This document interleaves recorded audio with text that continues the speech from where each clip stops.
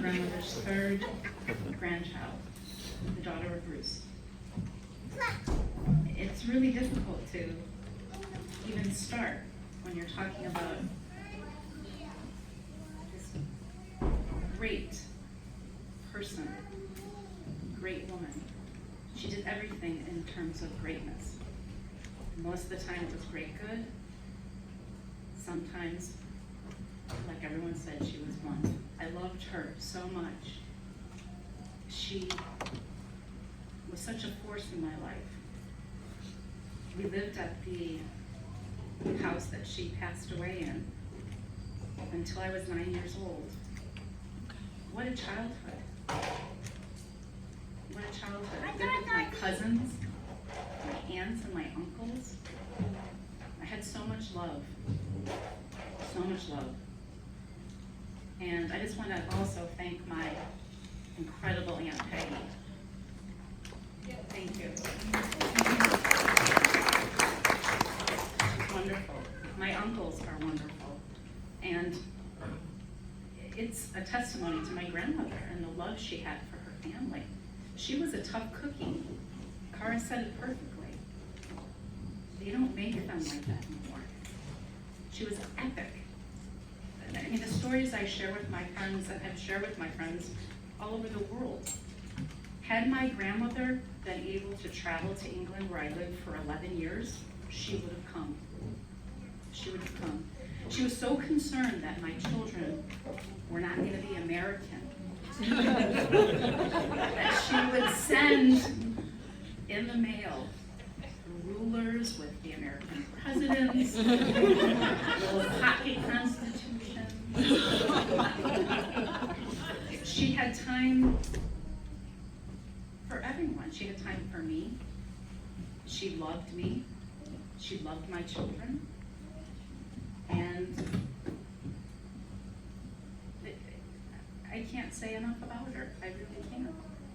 She was incredibly smart. She would correct your letters and send them back to you. She would.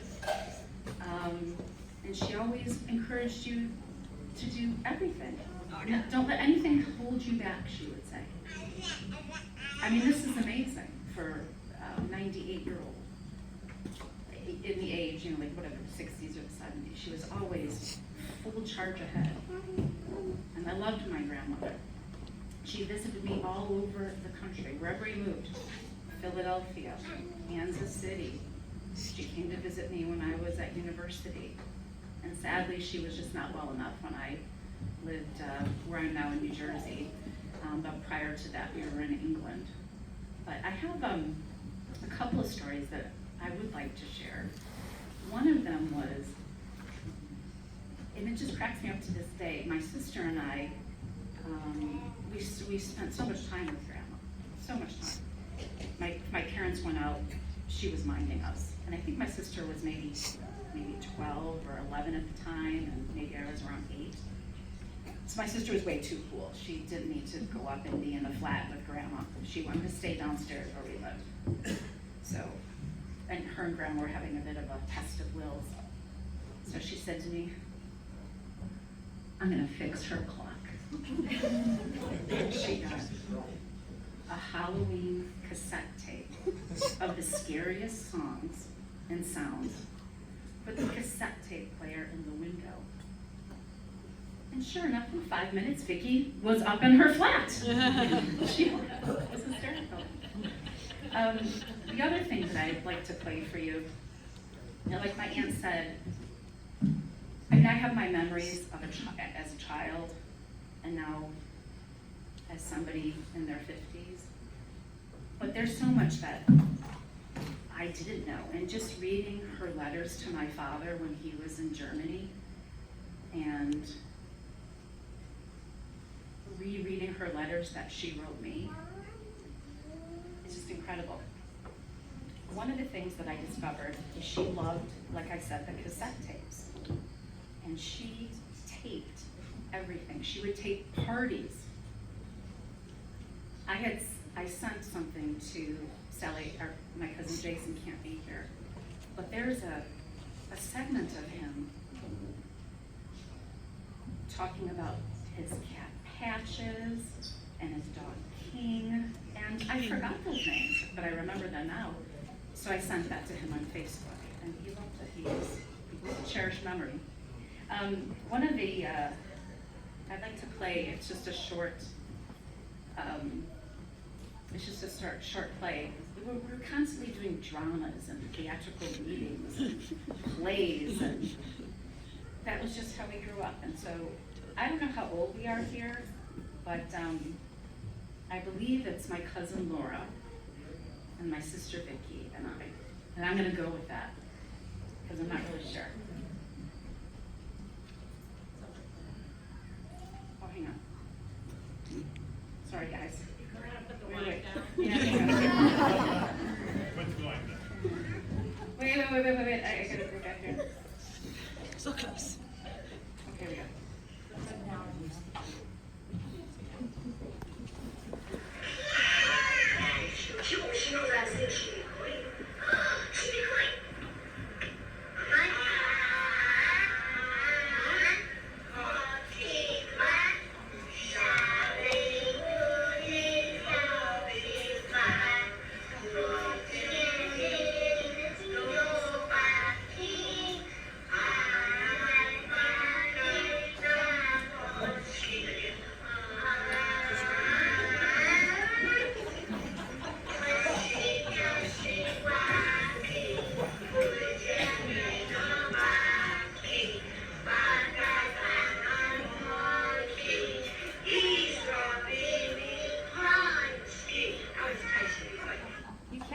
How many tapes?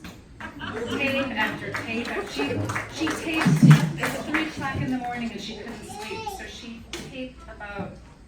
talked to the tape about a relation in Canada who was a civil engineer and his wife was a pharmacist trained but didn't have the language, so they couldn't pursue their profession. But they had to flee to save them. It's just the history is just amazing. But is my sister here? Would you like to, in closing, do? You do it. You remember. I'm sure. Laura? I think Michael would though. Michael, come on. Do you guys remember this? Who remembers this? Fab Four. It's called You Must Pay the Rent. Who remembers this? Oh, Michael's got it. Okay. I just remember doing this with my grandmother. You feminists aren't gonna like it, but this is what we did in the 70s, okay? Okay, here you go. You must pay the rent. I can't pay the rent. You must pay the rent. I can't pay the rent.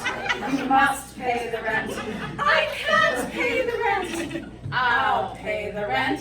Oh, my hero. Love you, Grandma. Love you, Grandma. I don't know if I can follow this. This is great.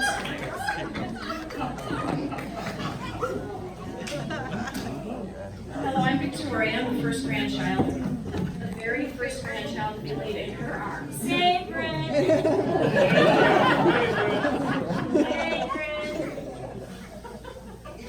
In 1965, I was the very first grandchild to be laid in her arms. As a child, I spent 11 years of my life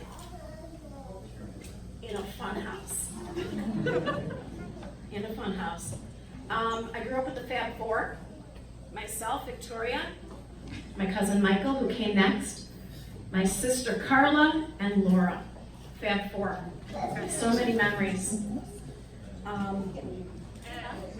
Rumor has it I'm the favorite. I don't know where that stands right now. I think it's a myth. Because I believe she loved everybody in her own way and very deeply.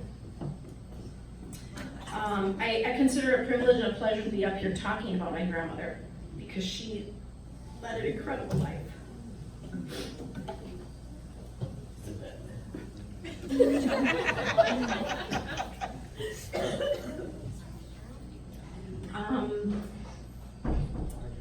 I want to just recount a little story, just something that recently happened to me. I received my performance evaluation at work, I work with vulnerable memory impaired adults.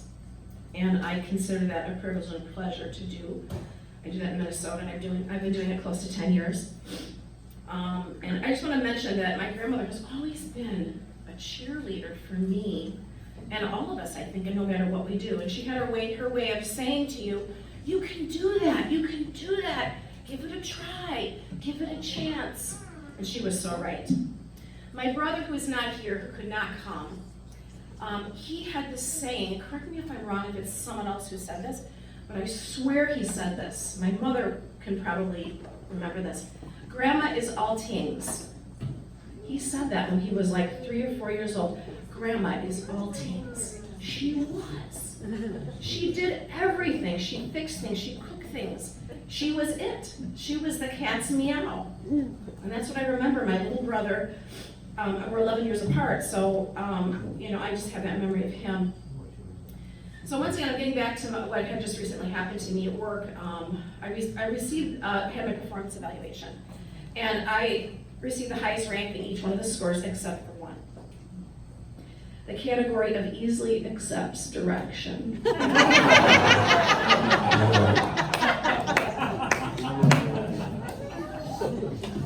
For this category, I received a commemorable mark. The reason was because I argued. So I was talking with my nurse, and I said, I'm not arguing with you, but you're right. I'm not arguing. And where did I get that from? I got that from my grandmother. She had an arguing spirit. She had a spirit of debate. She had a spirit of questioning things, and she had very strong opinions about what she thought was right, whether we believed it or not. She dug her heels in, she believed that. So it got me to thinking about what other qualities have I inherited from my grandmother, physical and emotional. Some are because of my environment, some are because of genetics. Bunions, big mouth. Love of teaching, love of adventure and travel. A love of learning. I just wanted to say, for the first 11 years of my life, I just want to go back and say that I spent, it was total immersion, if we use the tools of our day now. It was total immersion into the world of Grandma. I had total access to Grandma 24/7 for 11 years, because we lived in the same building at 3122 South 53rd Court in Cicero. Total access down the block. Or the Teddy Canacula family. Total access to Sophie.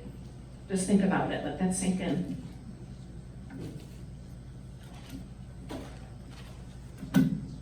I mean, I've learned so much because of her teaching spirit, that she was so free with her knowledge and the things that she wanted to share. She didn't care what people thought. They don't make them like they used to. I mean, they don't make them like her anymore. Because people are worried about what people are gonna think, or what they think of you, or why are you saying that? It's not politically correct. In the year 1972, at the age of 7, I became Grandma's pen pal. We wrote letters and mailed them to each other. And as I just mentioned to you, we lived in the same building for 11 years. So why in the world, I said to Grandma one day, I said, Grandma, why in the world am I 7? Why would I mail this to you? You live upstairs.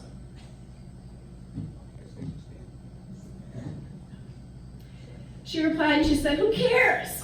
It's fun, let's try it. She taught me how to write. She taught me how to find my voice. She taught me how to argue. She sure did. I haven't heard from my husband yet. Whoever he is knows that too. How to freely talk about anything I wanted without restriction. At 7, she encouraged that. I have a secret I'd like to share, and these are always the funnest.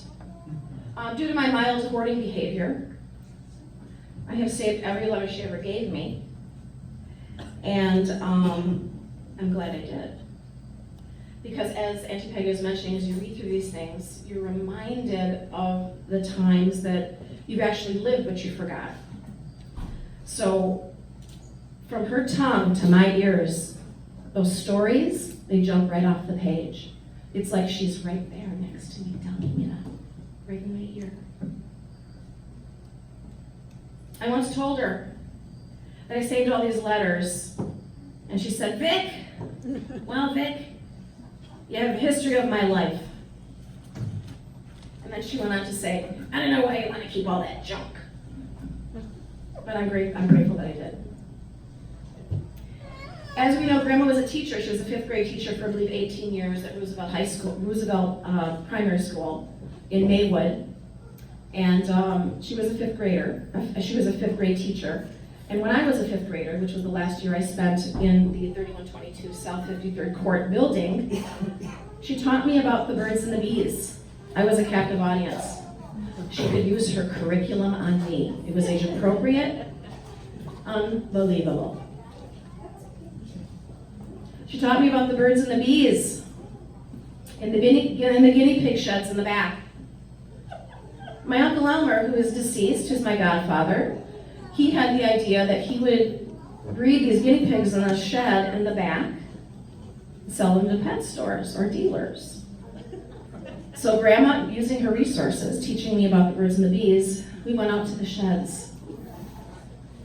And the health and science unit started. On that day, we talked about lots of things. I can't really remember everything, but I do remember her saying, see, Vic, it's natural.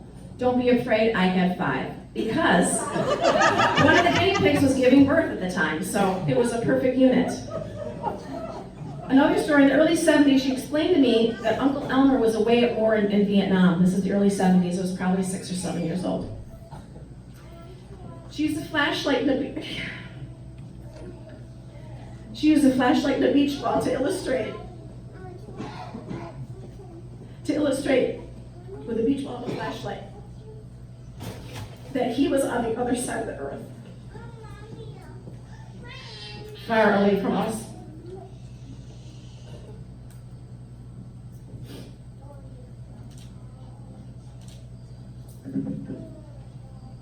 Also in the 70s, I was a captive audience. And I would always suck up every information, or I always want to know what she was doing, everything. Why are you doing this? What is that for? Whatever. And she freely told me, what are you wearing that girdle for, Grandma? What are the nylons for? Also in the 70s, while getting ready for a dance or going out for a date, I had a front row seat to all things feminine.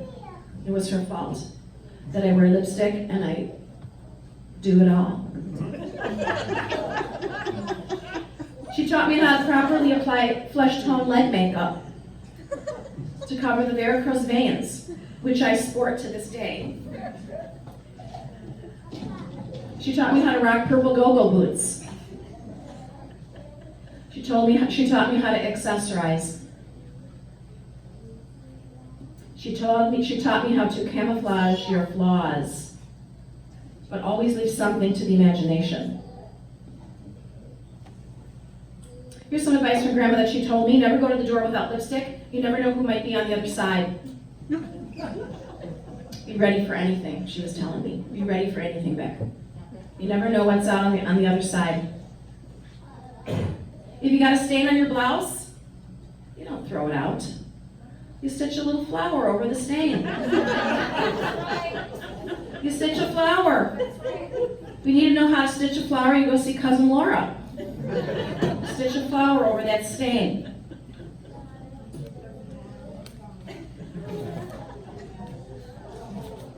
Well, that's pretty much it for my stories. I'm so proud to be up here and so thrilled that we're all here together.